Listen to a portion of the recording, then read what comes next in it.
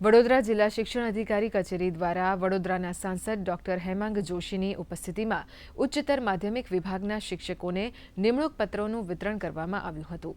આ પ્રસંગે જિલ્લા શિક્ષણ અધિકારી મહેશ કુમાર પાંડેએ તમામ શિક્ષકોને શુભેચ્છા આપતા જણાવ્યું કે જે બાળકો વિકસિત ભારત 2047ના નિર્માણમાં સહભાગી થશે તેમનું ભાવિ શિક્ષકોના હાથમાં છે, ત્યારે શિક્ષકો તેમની જવાબદારીનું વહન કરશે તેવો વિશ્વાસ પણ વ્યક્ત કર્યો હતો।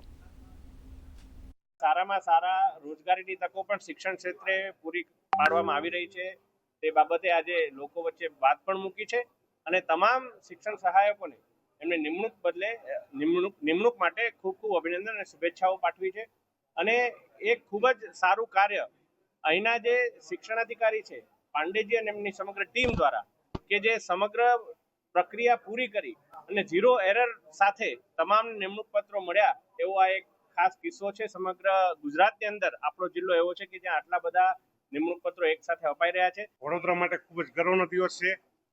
ઉચ્ચતર માધ્યમિકમાં 123 જેટલા શિક્ષકો શિક્ષણ સહાયકો ઝીરો એરરથી ભરતી થયા છે, એ બદલ તમામને અભિનંદન પાઠવું છું અને આ મિત્રો ખૂબ સરસ સારું કામ કરે એવી મારી અભ્યર્થના છે।